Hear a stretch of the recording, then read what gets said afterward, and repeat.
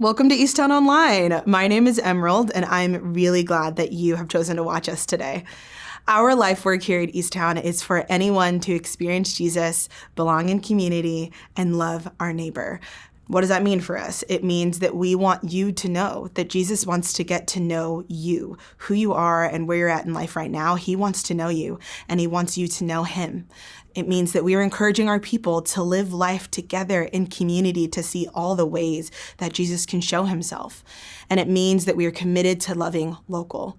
Loving local means that we want to show up with love and mercy and grace and justice wherever we go. If it is your first, second, or third time watching and you've never checked in with us, you can do that by texting Eastown to 94000.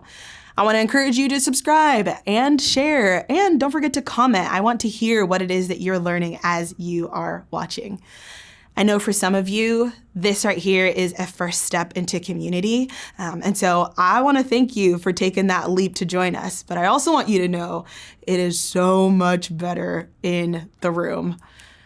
So today, I pray that in the meantime, you take in this moment, and I pray that this message pushes you to love God, love yourself, and love others better.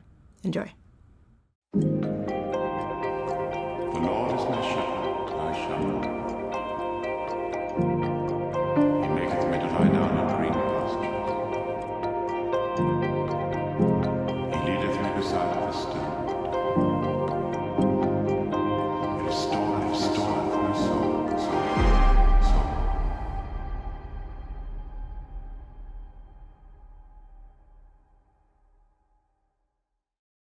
Morning, Eastown Church.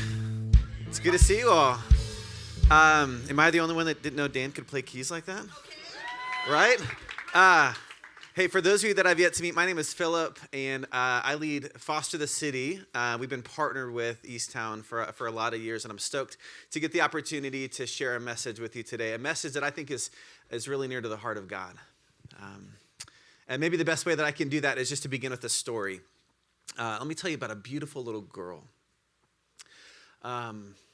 Sadly, when this little one was born, she had a positive toxicology report, which simply means that she was born with drugs surging through her little body. So within hours, she was placed into the foster care system. By the time she was 2.5 months, she'd already been cared for by 4 different moms. 2.5 months. If you look at the studies, the outlook on that little girl's future is probably pretty bleak. We know that if a kid ages out of foster care, if they're not placed into a stable, loving home, but they just continue to bounce around, that a third are going to end up spending time on the streets. Half will develop a substance addiction. More than half will develop PTSD. Suicidal tendencies for kids in foster care are 4 times higher than the average youth. We just watched this video about the Freedom Walk coming up. I know how much you guys care about those who are experiencing human trafficking. More than half of the kids that they're rescuing from human trafficking today in the United States come from the foster care system. I could keep going, but my point is this little girl just has a world of statistics. I can't say that word. Stats. She has a world of stats fighting against her. My wife and I heard about this little one's story, and we just said, man, if there's anything we can do to help shift the trajectory for this little girl, we want in. And so we ended up bringing this little one into our home, and we became her foster parents. Her story was a little bit different than the kids we'd fostered before, because the kids we'd fostered in the past all had the chance to one day go back home. And if I know many of you are familiar with foster care, that's the goal of foster care whenever possible, is to see families come back together healthier, stronger than ever. That's the hope whenever possible. And by the way, as followers of Jesus, we have a special affinity for that, because we serve a God who loves to see things that were once broken made whole again. We have a God who delights in reconciliation. We're called to be agents of reconciliation with him in the New Testament. But for this little girl, the judge, the social workers, the lawyers told us that wasn't going to be possible. And so she needed another option for what they called permanency. And so after 4 years, we moved from being her foster family to her forever family. We got the chance to adopt her. So you saw a picture here. You can throw that back up. Yep. Yeah, that is her right there next to me. Isn't she cute?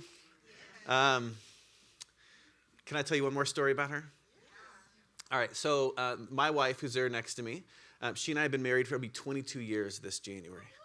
And I know what you're thinking. You're like, you look 22. How could you be married? That's really kind of you. But no, it'll be 22 years this January.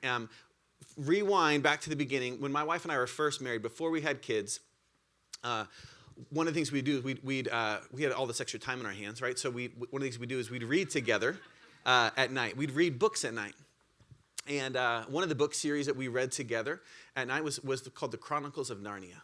Some of you might be familiar with it. The Chronicles of Narnia starts kind of centering around 4 kids, 4 siblings, 2 brothers, 2 sisters. You got a boy, girl. You got Peter, Susan, Edmund, and then Lucy. And as we were reading this book, and we were still dreaming about our future to come, we were saying, man, that would be a great amount of kids to have. 2 boys, 2 girls. You can't control something like that. But as chances would have it, we actually ended up having boy, girl, boy. We had our Peter, we had our Susan, we had our Edmund. We didn't name them that, okay? We're not that into Narnia. But we did. We had our Peter, Susan. We had our boy, girl, boy. We just were missing our Lucy. We just are missing our little Lucy. And so for years, actually, we would pray, God, one day when there's a little girl that needs a forever home, would you bring us our Lucy? My older daughter even actually had a doll that she called Lucy, because that kind of stood in for maybe one day a little girl that would need a forever home. And so we prayed for years by name, God, would you bring us our Lucy? And then one day I got a phone call from my wife. And she said, Phil, there's a little girl that needs a foster family. The county actually wants us to come down to the building to learn about her. And so I said, okay. So after work, I drove down to the county building. And I get there. Before we even walk in, my wife is at the door, and she grabbed me, and she's like, Philip, guess what her name is? Her name is Lucy. God actually brought us this little girl that ended up needing a forever family, a girl we prayed for literally by name for years and years. I've often wondered, God, why would you allow us to actually welcome in a Lucy? Why would you actually give us that gift? And, is it just because you want us to know you hear our prayers? Maybe. Or that he's got a good sense of humor? Maybe. What it's been reminding me lately, though, is that little girl, she's not just one of the thousands of kids in the foster care system. She's Lucy. She is not a nameless number. She's Lucy. And just like every kid in the foster care, every number has a name, right? Every name has a story. Every story matters to God. That's why we started what we call Foster the City. We found out years ago that there were more kids coming into the foster care system than there were families ready to help them. And it broke my heart. I know it breaks your heart too. We know, of course, it breaks the heart of God, doesn't it? And so we began to ask the question and connect with leaders like Pastor Clint and Pastor Michael, and we began to ask the question, what would it look like for churches to work together to change that? And so in 2015, we started rallying leaders and pastors and families and into this movement we call Foster the City. And we said, we're going to work towards a day when there'll be a waiting list of families rather than a waiting list of kids. And it'll be the church on the front lines helping to make that happen. At the time, I was pastoring a small church, and it started in this little senior center in San Jose. And we started calling folks up to step forward as foster parents or as support friends for foster parents.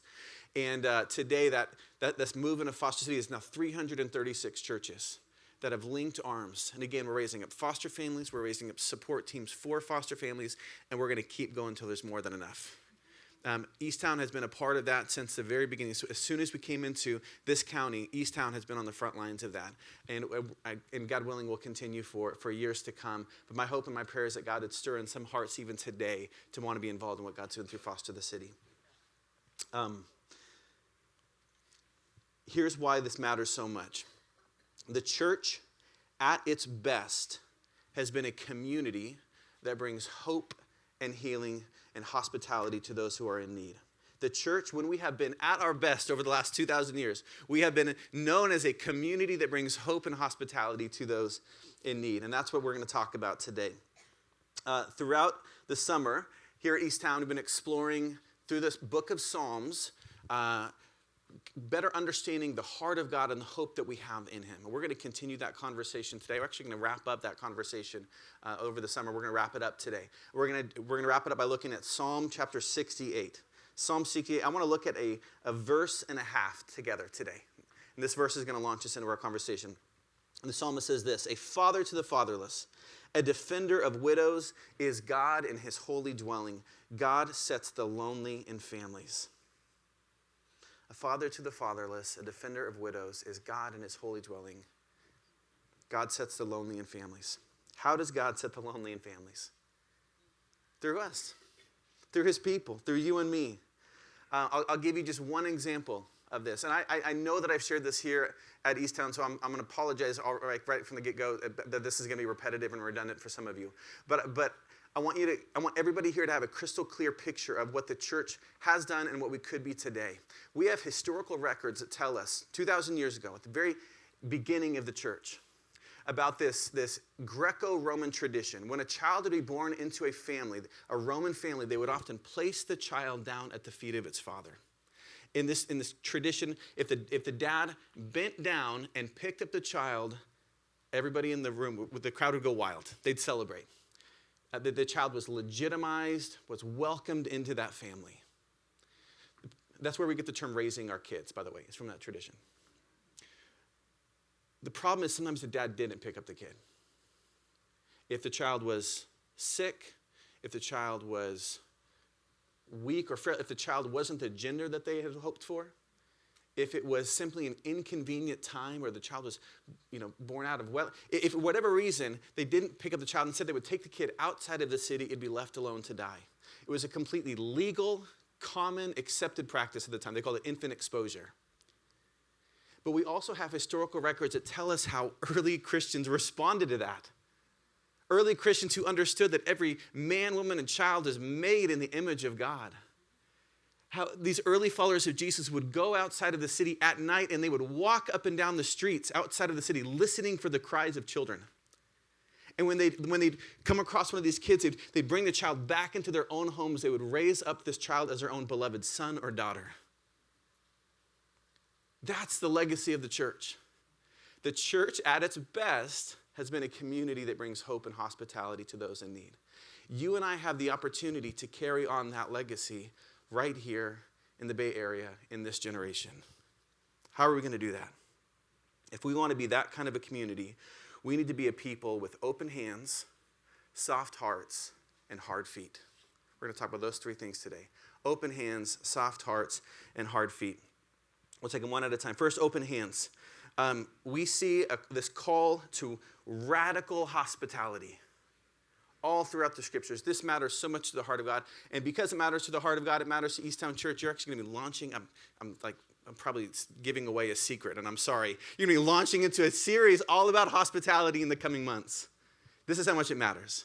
We're going to continue the conversation here at Eastown about this. But we need to be a people with open hands because it matters to God, and you see it all throughout scriptures. Deuteronomy 1, if among you one of your brothers should become poor, you shall not harden your heart or shut your hand against your poor brother, but you shall open your hand to him and lend him sufficient for his need, whatever it may be. Proverbs 19, whoever is generous to the poor lends to the Lord, and he will repay him for his deed. Isaiah 58, share your bread with the hungry and bring the homeless poor into your house. I could keep going and going and going. It's all throughout the scriptures. One of the best books that I read this last year or so is a book called Unreasonable Hospitality. And it was written by a guy named Will Guidara. And Will, anybody read that book? It's a great one. Will was the general manager at 11 Madison Park, a restaurant in New York City.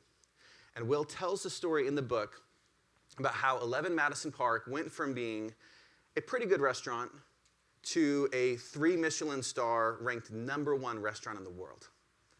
And you can, even just by the title of the book, you can probably guess it wasn't just because of the killer food. It was because of this irrational, over-the-top, intentional hospitality that they would show to every guest that came through their doors.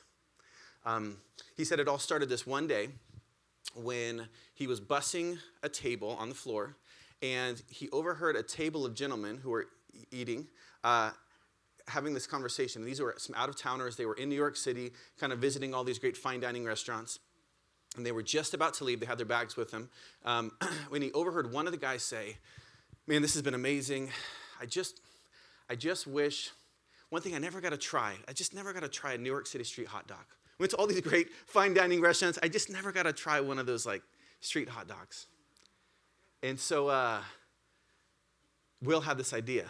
And he snuck out of the restaurant, ran down to the corner, bought a $2 hot dog from the cart, brought it back to his like world-class chef, and asked him, hey, would you cut this up and plate this? And so he drizzled mustard and put some little sauerkraut on the side, made it all fancy looking, and then Will brought it back out to the man and he said, hey, listen, I would hate for you to leave New York City without a complete culinary experience. He slid the hot dog.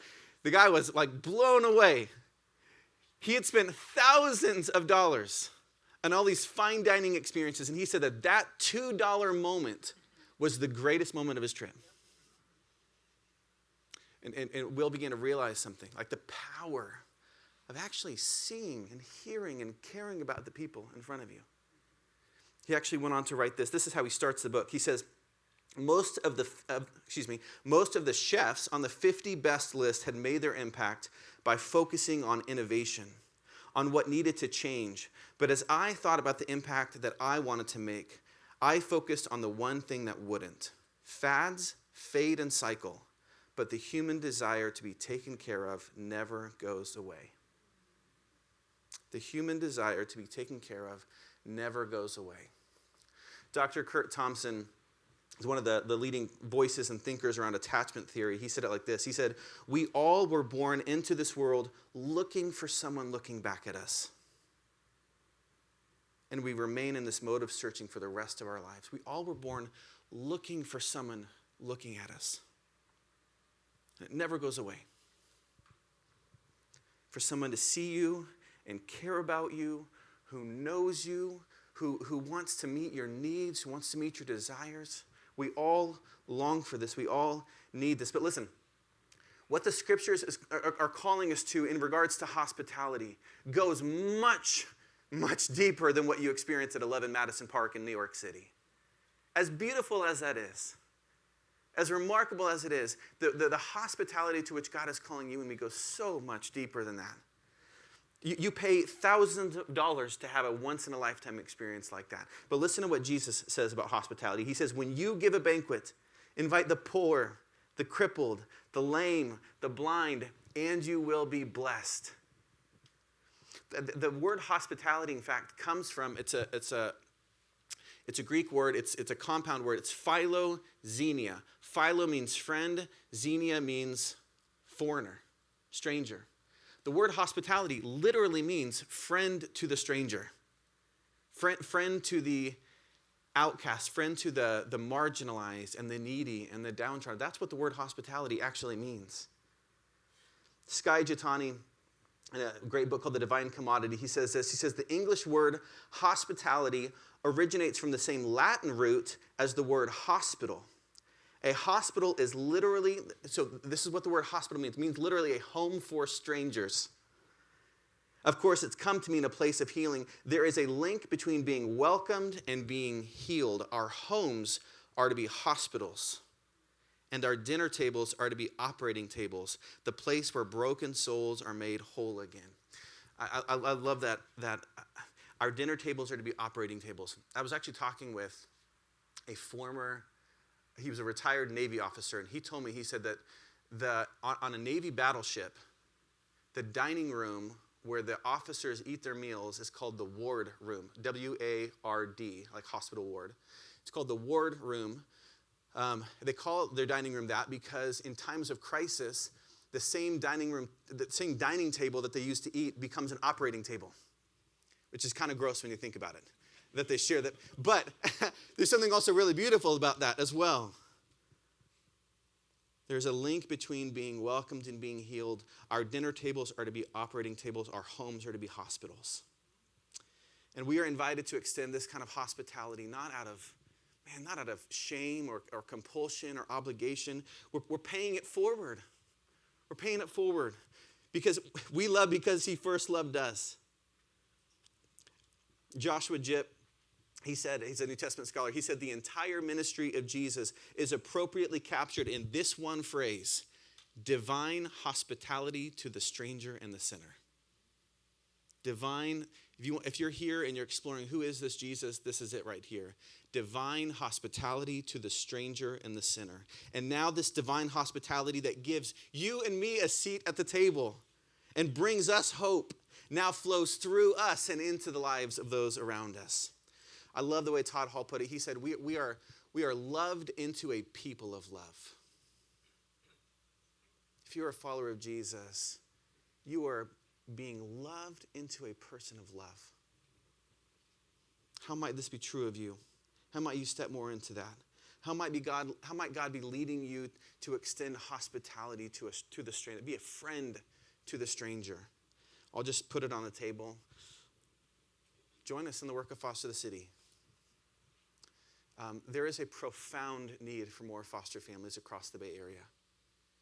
There are kids who have been abused or neglected that are in desperate need of somebody who would be willing to open their hands, open their hearts, open their home to them, and welcome them in. Would you be willing to just even ask the question, God, should I explore this? Should I ask some questions?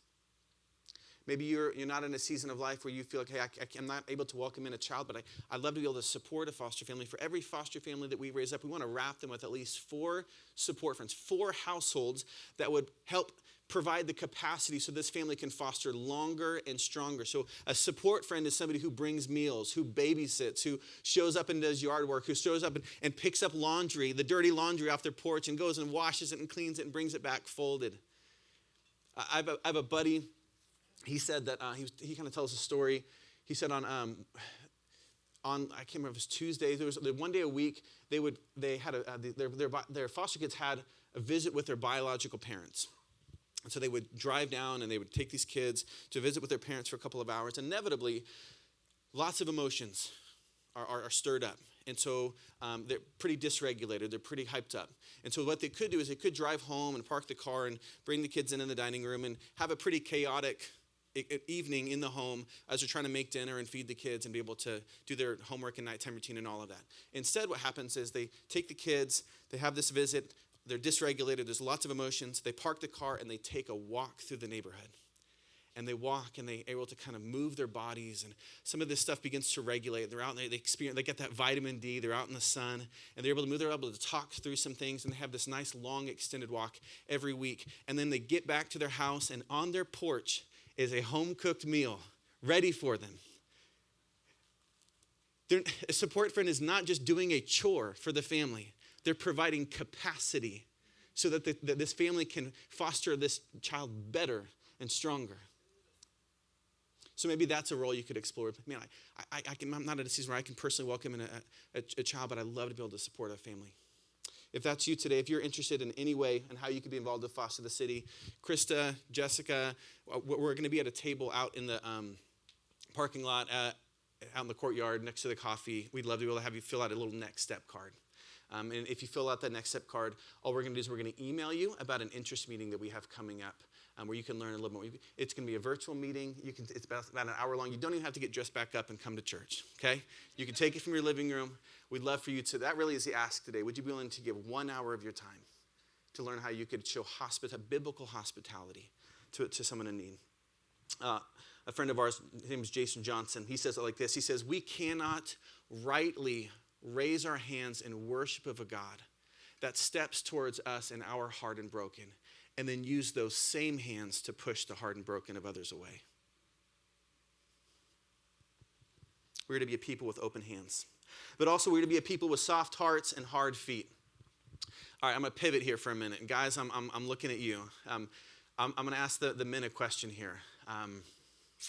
Don't answer, because that would be embarrassing. But let me ask you a question. When was the last time that you cried?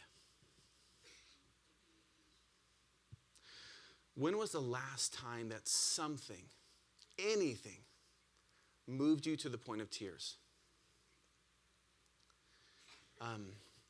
John Tyson is a pastor and an author in New York City. He wrote a book called Fighting Shadows, and he talks about 7 of the most common struggles that men wrestle with in our world today. He did as part of the research for this, he did a big survey, surveyed hundreds and hundreds of men and women, and it led him to basically come up with the seventh struggle. This is kind of the culmination of it all. The culmination of it all, this kind of seventh struggle that men deal with, is apathy. He called it the male malaise. Again, he surveyed hundreds of women about what they had noticed in the men around them, and the overwhelming response was emotional numbness, a deadness in men's hearts. Even men themselves would talk about this growing inability to feel. He would write, he said, life can grind a man's heart out. It can weaken and callous and wound and numb. We can just go through the motions so often that slowly our hearts shrivel, atrophy, survive. Do you guys resonate with this at all? But we can also choose to position our hearts at the places where they come alive, the places of beauty and brokenness, sorrow and joy. We were just singing about it a few minutes ago. This is Paul in Romans 12. We are to rejoice with those who rejoice, and we weep with those who weep. That's the invitation. When was the last time, guys, that you wept with somebody? When was the last time that you were in a position or in a relationship or in a situation where you were you were moved to tears because tears were the only appropriate response? If we're willing to do this, if we move towards the tears, this is where we find Jesus. All throughout the life and ministry of Jesus, you find him weeping with those who weep. He wept over death. He wept with those who were grieving. He wept over a city that refused to turn back and experience the abundant life that God had for them. Tyson goes on to write this. He says, Jesus wept. It's the shortest verse in the Bible. It also may be the most profound. Because here is a God with sacred tears on his cheeks. Being a disciple includes asking Jesus to teach us the way of tears. Push back on the trivial distractions that rob you of your capacity to love. Push back on the trivial distractions that rob you of your capacity to love. May God have mercy on our dry eyes. May rivers of tears flow again. My oldest son was 7 at the time we started our foster care journey. He's 17 now. It was at that time that he told me that he began to periodically see me cry. Up until that point, I'd kind of kept a lot of the brokenness and the hard things of the world kind of at arm's length. That changed as I started going through our foster care training classes, and I began to hear stories that I still think about 10 years later. I heard stories about just kids who were severely neglected in my community. I heard stories about girls who were abused over and over and over again in my city. I heard stories about babies that were being born with drugs surging through their little veins. I heard stories about toddlers who were so hungry that they would put their hands down the back of their pants and eat their feces.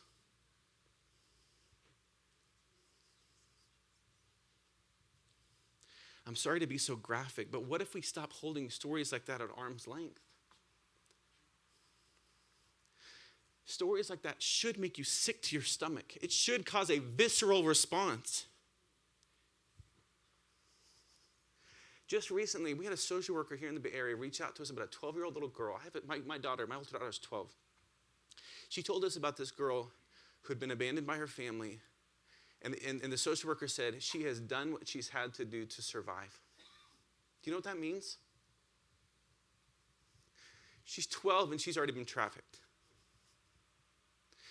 The reason the social worker was reaching out to us is because they couldn't find any family that would take in this little girl. She's 12. She's a child. It shouldn't be this way. We cannot call normal that which God is weeping over. We have to choose to enter into places and into relationships and into situations where tears are the only appropriate response. We have to care. Listen, this world does not need men with more charisma and confidence and more followers on social media. Our world needs men who care. Our world needs men with concern. Our world needs men and women with tears in their eyes. We have to care, Eastown. May God have mercy on our dry eyes. Jackie Pullinger, the missionary, she said it like this. She said, God wants us to have soft hearts and hard feet. The trouble with so many of us is that we have hard hearts and soft feet. Soft hearts should lead us to hard feet, should lead us to action. Jesus will not one day say, well read, my good and faithful servant. Well studied, my good and faithful servant. Well preached, my good and faithful servant. He'll say, well done, my good and faithful servant. Soft hearts should lead us to hard feet. I want to share with you a story of a friend of mine, a man in whom God gave a soft heart, and he gave him some hard feet. So go ahead and take a look at this video. I want to take a minute to tell you the story of how my wife led our family into foster care. Growing up, I had no aspirations to be an adoptive dad or a foster parent. To tell you the truth, I didn't even know what foster care was. My wife, on the other hand, had decided that she was going to adopt a child before she entered middle school. I still remember the day that she came to me and she asked me, what do you think about becoming foster parents? At first, I was very hesitant about the idea. I was not interested in signing up right away to welcome children into our life from hard places. And I think one of the main reasons is I couldn't wrap my head around the concept of pouring myself out for a child only to have them leave our home. Yet after a while and her persistence, I agreed to go to an orientation to learn more about what fostering was all about. And I remember at the orientation, they shared stories and statistics of kids who were in care. Some of those statistics really cut straight to my heart. Shortly after, we found out about a 23-year-old who needed a place to stay. And my wife, yet again, convinced me that we should open up our home to this young man. As we heard his story and got to know him, we found out some heartbreaking details about his journey into foster care. When he was 14 years old, he was part of this horrific event that resulted in his entire family dying except for him. He was the only one who survived. And that event led him to enter into foster care. And the thing about his story that made me the most angry, that broke my heart the most, is that this boy at 14 years old, after going through one of the worst things I can imagine, being in foster care, there was no family available to take care of him. He ended up staying in a group home for his entire adolescence. I remember one day sitting with him. We were actually driving in the car. I know exactly the street we were on, and I asked him about why he played so many video games. And I'll never forget his answer. He said, well, I don't really like this world. And when I play video games, I'm taken to a place where nobody can hurt me. Hearing those words in that moment, all of my hesitation about becoming a foster parent melted away, and I was left sitting with a little boy who needed a home. The truth is, I'm not alone in my hesitation to become a foster dad. Many husbands are hesitant to follow their wives' calling to foster children. Addressing this issue, author and foster parent Jason Johnson says this: some will say it's important that both the husband and wife feel called, and I would wholeheartedly agree. That is, after all, the point. Perhaps God is making that call very clear to you through your wife. The truth is that there are many husbands who are hesitant to follow their wives leading into foster care. And this is really tragic because the need for godly men to step into these children's lives is massive. One national study found that 46% of children involved in the foster care system had not seen their fathers in the last year. Yet study after study suggests that children with involved, loving fathers are significantly more likely to do well in school, to have healthy self-esteem, to exhibit empathy, even to avoid high-risk behaviors like drug use and criminal activity. foster dads have a unique opportunity to be present and committed to children who need fathering. And in doing so, they can make a significant difference in that child's life. Most of the children I've fostered have moved on from my home, but I am so grateful that at such a crucial and vulnerable time in their life, God allowed me to play a role in making sure that these children knew how much God loved them. To find out how you can make a difference in a child's life, head to fosterthecity.org and sign up to attend an interest meeting today.